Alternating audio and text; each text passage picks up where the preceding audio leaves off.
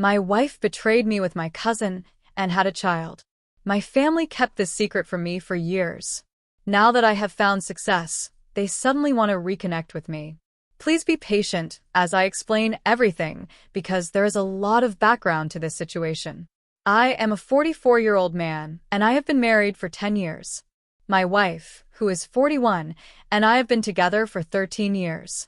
We are content with our lives and have an 8-year-old child. However, this is not my first marriage. I got married for the first time when I was 22, but unfortunately, for reasons I still don't fully understand, the marriage ended in divorce 3 years later. My ex-wife, whom I will call Amy, had been with me since middle school. We were childhood sweethearts. After graduating from college and securing stable jobs, we decided to get married. The first few years were wonderful, but then things began to change.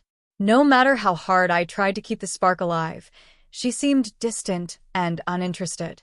Just weeks before our third wedding anniversary, Amy handed me divorce papers and told me she was done. I tried my best to save our marriage, but she only gave me one explanation. She simply didn't love me anymore. I was devastated and angry, but there was nothing I could do. I didn't want to prolong the process or force her to stay in an unhappy marriage, so I accepted her decision. Since we had very few shared assets, the divorce was finalized quickly. After that, Amy moved to another town and cut off all contact. I never saw her again. What hurt me the most was that my own family also distanced themselves from me during this time. It was strange. Just when I needed them the most, they turned away. I tried reaching out, but my calls and messages were ignored. Eventually, I realized they had blocked me on every platform. When I attempted to visit them in person, neither my sister nor my parents let me in. It was a painful and confusing time. I was already struggling with my divorce, and losing my family's support made things even worse. For years, I felt lost. I quit my job and spent months at home, unable to do anything. Thankfully, I had friends who stood by me. They encouraged me to move forward, even when I felt like giving up. Eventually, I decided to pursue a dream I had put off for too long. I opened my own restaurant. I had always wanted to start my own business, but during my marriage, I hesitated because I had to think about Amy's future too. Now that I was alone, I chose to follow my passion. I named the restaurant after a suggestion from my parents, ironically, the same people who had abandoned me. With the help of my friends, I found investors, developed a business plan, and slowly built my dream. It took me 4 years to rebuild my life. Then, 2 years later, I met my current wife. We met at an event through mutual friends, and she told me she loved my restaurant. We started talking, and after 3 years of dating, I proposed. I wanted to give love another chance. Now, 10 years later, we have a beautiful family together. My career also flourished. What started as a single restaurant grew into something much bigger. With time and effort, I expanded my business. Today, I am the CEO of my own hospitality company, managing a chain of successful hotels and restaurants.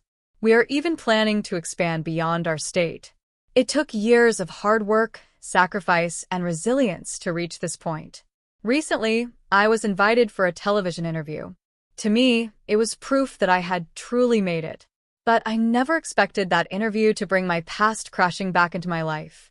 After the interview aired, my family suddenly decided to contact me again. I didn't think they would watch the show, and even if they did, I never imagined they would go as far as showing up at my workplace. But 3 days ago, that's exactly what happened. My receptionist informed me that my family was waiting outside. A shocking revelation.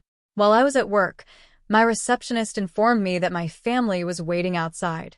At first, I assumed she was talking about my wife and son, which would have been odd since my son was at school and my wife was at work. But then she clarified, it was my sister and parents who had come to see me. I was stunned. It had been more than 20 years since I last saw them. I struggled to process what was happening. I told the receptionist to ask them to leave for now and that I would meet them later. But they insisted on staying and began causing a scene. Not wanting security to force them out, I decided to handle the situation myself. As soon as I walked into the lobby, they acted as if nothing had changed in all these years. They immediately started praising me, saying how proud they were of my success and how inspiring my journey was. Hearing them say this felt strange. They spoke as though they had been a part of my story, even though they had abandoned me long ago. They mentioned that they had seen my family in the interview. I tried to brush it off, telling them I needed to get back to work. During the interview, I had talked about how much my wife and son had supported me through difficult times. Some pictures of my family had also been shown on the channel. Since my parents and sister had been absent from our lives for so long, they now expressed a sudden desire to meet my wife and grandson as soon as possible. Then, they accused me of not trying hard enough to reconnect after the divorce. That was when I realized I might finally get some answers. Instead of sending them away, I decided to listen. I wanted closure. I even sat down with them in the lobby. And that's when I learned the shocking truth about why my family had abandoned me and why Amy had divorced me. As you may have already guessed, Amy had been cheating on me. But what I never could have imagined was that my parents had known all along and helped her keep it a secret. They told me they had their reasons they believed were justified. But I wasn't so quick to judge. I wanted to hear them out. Amy had been having an affair with my cousin, the son of my father's older brother. Everything suddenly made sense. I now understood why my family had supported her, why I was never invited to family gatherings for the past 20 years, and why I had been cast aside for no fault of my own. I had never liked my cousin. Let's call him Carl. He was arrogant and spoiled. But my family always made excuses for his behavior. His mother had passed away when he was just 6 months old, so everyone treated him like he was untouchable. No one ever held him accountable for anything, and he always got his way. To make matters worse, Carl's father, my uncle, was my dad's boss. He had started the family business before my dad joined, which gave him power over everyone. When Carl decided he wanted to be with Amy, even after she was married to me, she agreed. And my family chose to support them. They couldn't risk upsetting my uncle. But somehow, betraying me was an easy decision. They told me that my uncle made it clear during the divorce that no one in the family, including my parents and sister, was allowed to have any contact with me. At first, my parents tried to resist. But when Amy claimed she was pregnant with my child, my uncle gave them an ultimatum. If they wanted to stay in their grandchild's life, they had to cut me off completely. What they didn't tell me back then was that Amy was already expecting when she filed for divorce. I had no idea. She wasn't showing any signs of pregnancy, and she had moved out long before the divorce was finalized. So before my child was even born, I was unknowingly erased from their life. Now, my daughter, who is nearly 20, believes Carl is her biological father. She has never met me. Hearing all of this felt surreal. It was as if I was listening to a story about someone else's life. I could barely process it. For years, my family had convinced themselves that they had done the right thing by securing their place in my daughter's life. But to me, they were nothing more than cowards. They could have told me the truth and let me handle it. Instead, they feared my uncle, acting as if he could do more than just kick my dad out of the family business. Even then, my father could have taken legal action against him. But he chose not to. Cutting ties and facing a new dilemma. I honestly couldn't understand why they had kept Amy's pregnancy a secret from me, or why they had never told me I had a daughter. They had stayed silent for 20 years, only speaking up now that I was successful. Suddenly, they were full of regret, eager to make amends. But I saw through their act. I told them that once they finished explaining everything, I needed them to leave. I wasn't ready to forgive them, not after what they had just told me. Since we were sitting in my workplace lobby, I made an effort to be polite. Unfortunately, I couldn't expect them to do the same. As soon as I asked them to leave, they started complaining. They wanted me to consider their side of the story, insisting that the situation had been difficult for them as well. I told them I was certain they had only reached out because they wanted a share of my success. They strongly denied it. My sister even had the audacity to claim that they were the reason I had achieved success in the first place, because they had helped come up with the name of my restaurant back when it was just a dream. The idea was absurd. They hadn't helped me at all over the years. I had built everything on my own with the support of my friends, not them. Claiming credit for my success just because they suggested a name? That was bold. I actually laughed at the ridiculousness of it. I told them that if they didn't leave immediately, I would have them removed. They refused, saying they wouldn't go until we worked things out. But I had no interest in continuing the conversation. So I followed through on my warning. I called security and had them escorted out of the building. As they were being led away, they tried to convince me that they had no choice back then, that they had only done what they thought was necessary. But I don't believe that. They had a choice. They just made the wrong one. And now they have to live with the consequences. They managed to go 20 years without seeing me or my family. I have no doubt they'll survive the next 20 the same way. Still, that hasn't stopped them from trying to contact me. Even 3 days later, they haven't had the nerve to return inside my workplace, but they've been lingering outside, sending emails to my work address and messaging me on social media. Their attitude has completely changed. Now, their emails are filled with apologies. I see them waiting outside my office, looking desperate for me to stop and talk. But I don't. I simply drive past them. A part of me almost feels sorry for them. Almost. I talked to my wife about it because no matter what I decide about my family, we still have to consider my daughter, the daughter I didn't even know existed until a few days ago. We've been debating whether to reach out to her. At the same time, we still have to deal with my family, who refuse to leave until they get another chance to speak with me. My wife thinks I should invite them over and have a conversation.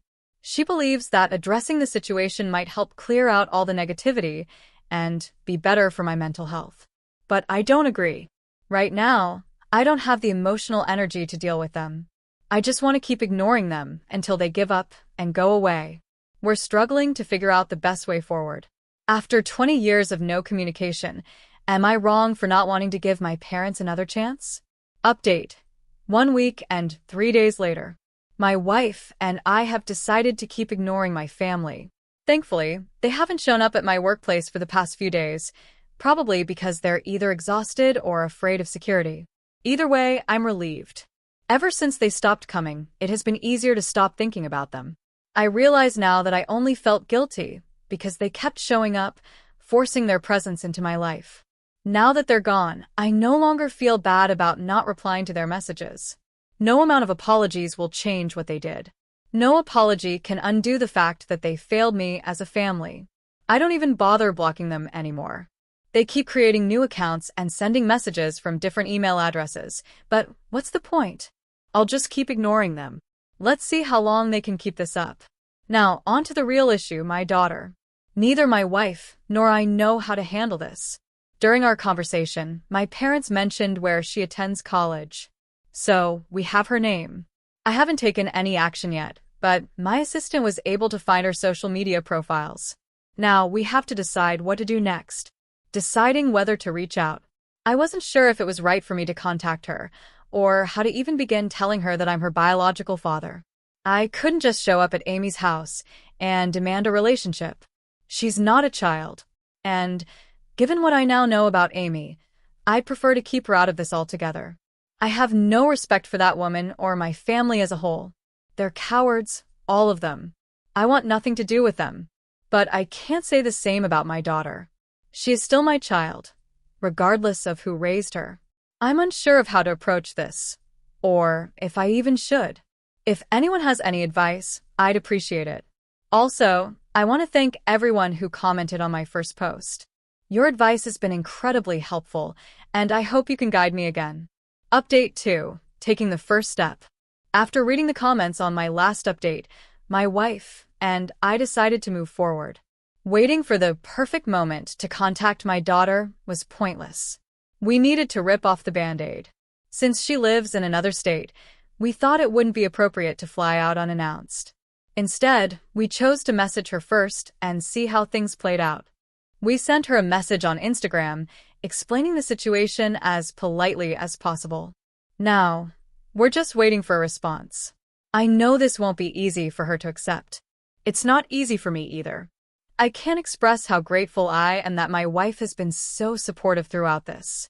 She understands how important it is for me to reconnect with my daughter, despite all the complex emotions this situation is bringing up. I sincerely hope my daughter responds. I want to have a relationship with her. As for my parents, they haven't shown up at my workplace in a while. Yesterday, they sent me a long email apologizing and asking for a chance to repair our relationship.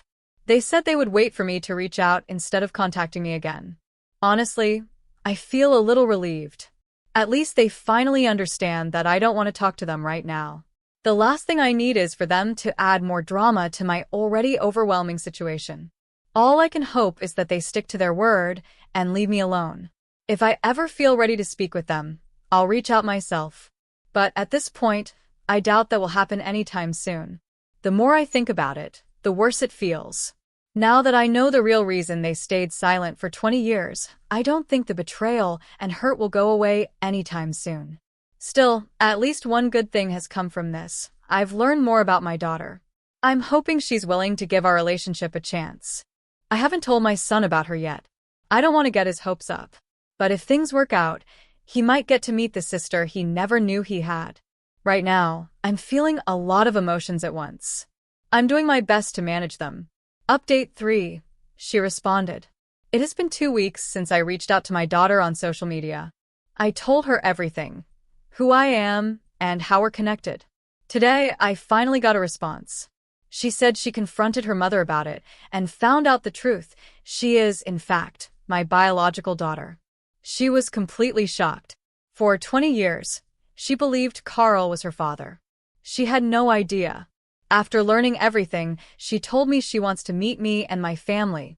She doesn't have the money to travel right now, and she's not speaking to her family, so we're flying out to see her this weekend.